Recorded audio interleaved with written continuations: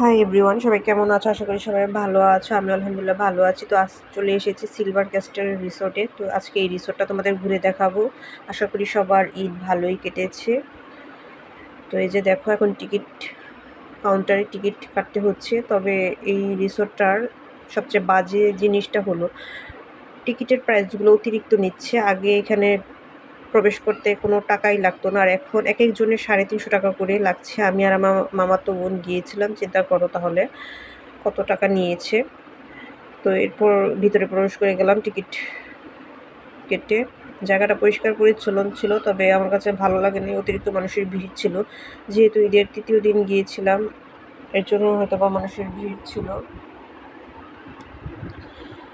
এরপর সম্পূর্ণ রিসোর্টটা ঘুরে দেখছিলাম। আমি আসলে অনেক আগেই প্রবেশ করেছিলাম, অনেক বছর আগে।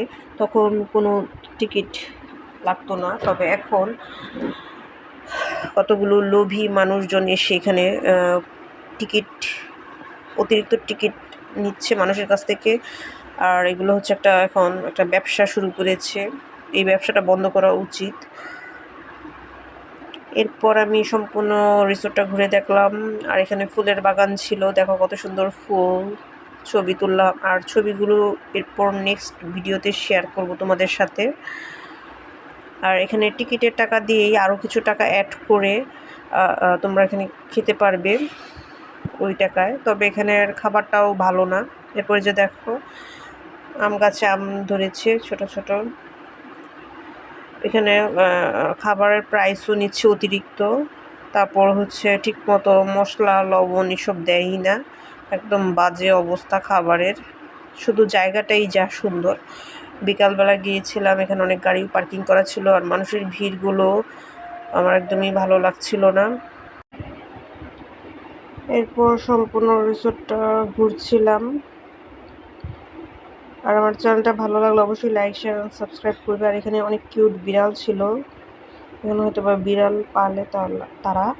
আর আমার মিনি ঝিমি দুটো বিড়াল মারা গিয়েছে। এর আগে যে মিনি পালতাম সেটা তোমরা হয়তো বা জানো, মিনিকে অন্যত্র দেওয়া হয়েছিল, সেই মিনির তো কোনো খবরই নেই। তারপরে মিনি ঝিমি হঠাৎ করেই মারা গেছে, ঝিমিটা অসুস্থই ছিল।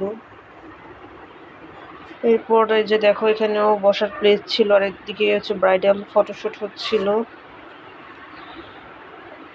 যার জন্য ওইদিকে মানুষজন একদম যেতে দেওয়াই হচ্ছিল না। এটা আসলে ঠিক না যে তারা তাদের মতো ব্রাইডাল ফটোশ্যুট করবে, ভালো কথা। এর জন্য মানুষকে ওদিকে যেতে দেবে না কেন? এক একজন মানুষ 350 টাকা করে টিকিট করে এখানে প্রবেশ করেছে। এরপরে যে দেখো,